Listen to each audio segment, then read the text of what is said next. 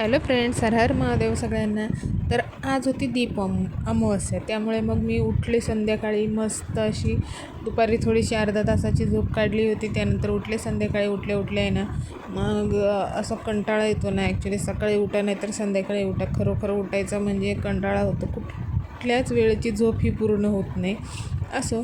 तर मग मस्त उठले. त्याच्यानंतर आपलं जे झोपताना अंगावर घेऊन झोपलेली होती चादर सगळं अंथरून पांघरून आपलं गोळा केलं, बेड नीटनेटका केला.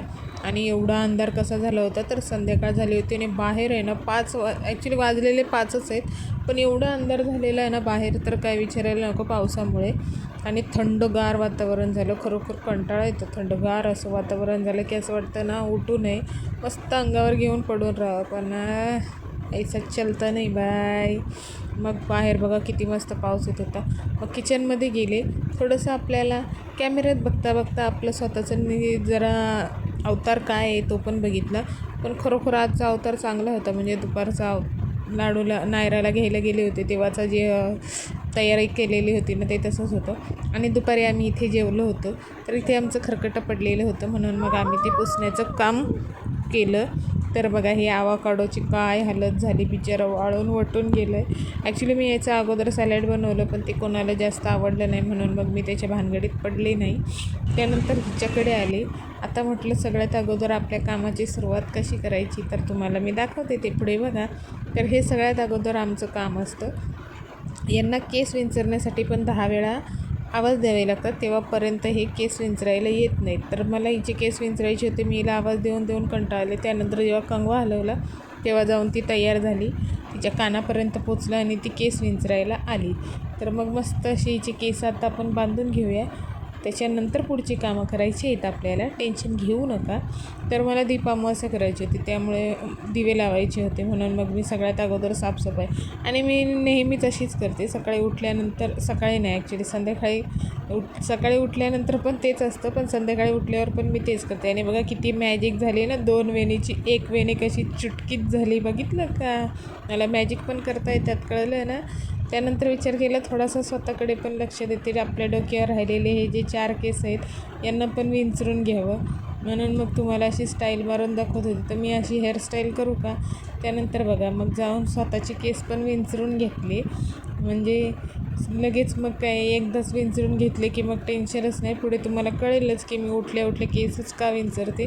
तर हा असा आपले केस विंचरल्यानंतर राडारपाटा होतो, पसारा आसारा होतो. त्यामुळे मग सगळ्यात अगोदर आपल्याला केस विंचरणं भाग असतं आणि त्याच्यानंतर मग आपल्याला हे काम करायचं असतं. तर हे काम करण्याआधी ते काम करणं खूप म्हणजे खूप जरुरी असतं. म्हणजे काय, झाडू मारण्या अगोदर केस विंचरले की एकदाच आपले केस सगळे त्या झाडू मारण्यामध्ये निघून जातात. म्हणून तुम्ही पण जरा डोकं लावा आणि तुम्हाला पण असं करायचं असेल तर करू शकता. असं काही मला प्रॉब्लेम नाही आहे की तुम्ही असं माझं बघून केलं म्हणून. तुम्ही पण अगोदर केस विंचरून नंतर झाडू मारू शकता. तर मग मी मस्त असं आता झाडू मारून घेते सगळ्या घरांना, म्हणजे बेडरूम, हॉल, किचन सगळ्यांना. आणि मग की नाही आमच्याकडे कसं आहे ना, जसं की सॉरी, झाडू मारल्यानंतर आहे ना, तुम्हाला दाखवते. झाडू मारल्यानंतर ना हे काम आहे ना इतकं मॅन्डेटरी आहे ना. जसं की जेवल्यानंतर तुमचा खरकटा हात धुणं जेवढं मॅन्डेटरी असतं ना, तेवढं मॅन्डेटरी हे काम आहे. झाडू मारल्यानंतर हे काम तेवढं मॅन्डेटरीपणे करणं जरुरी आहे. तर मग त्याच्यानंतर कणिक मळायला घेतली. आता तुम्ही म्हणाल लगेच स्वयंपाक करायला लागली, तर नाही, मी स्वयंपाक करण्यासाठी नाही कणिक मळते, कणकेचे दिवे बनवण्यासाठी. मग मस्त असे दिवे बनवून घेतले. तेल त्याच्यामध्ये वाती घालून घेतले, सगळी तयारी करून घेतली. आणि मग आता म्हटलं चला जरासा आपला तोंड हातपाय पण धुवून घेतले आणि दिवाबत्ती करायची सुरुवात केली. तर सगळ्यात अगोदर मी देवापुढे दिवा लावून घेतला, अगरबत्ती वगैरे लावून घेतली.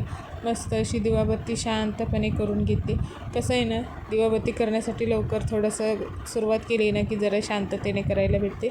नाहीतर ते पण करताना कुत्रा मागे लागल्यासारखंच पळावं लागतं. इकडे गॅसवर हे ठेवलं आहे ते ठेवलं आहे, त्याचा विचार करत ते देवाची भक्ती भावना पण नीटपणे करता येत नाही.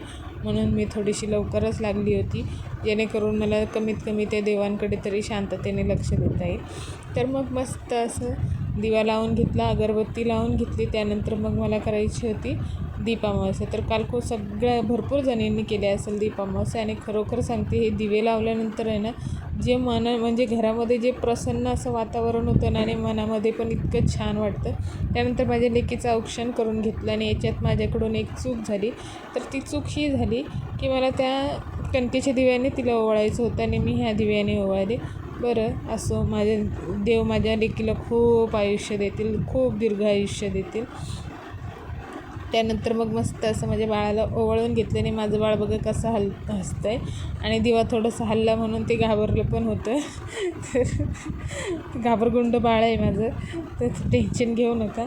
त्यामुळे ना मस्त असं मग तिला ओवाळून घेतलं आणि मग मला जायचं होतं खाली. आणि तुम्हालाच ह्याच्या अगोदर मी दाखवते बघा, दिवे लावल्यानंतर ते मंदिरापुढे किती मस्त असं वातावरण झालेलं. त्यानंतर मस्त अशी तयारी केली आणि बाहेर निघाले, कारण खाली जायचं होतं, थोडंसं काम होतं. आणि हे माझं बाळ बघा तयार झालं आहे. तर मी इथे म्हणत होते चलो, तर मग चलो. त्यानंतर मग घरी आले तिकडनं आणि मग आहे ना आमच्यासाठी व्हेज जे होते त्यांच्यासाठी खिचडी भात बनवला.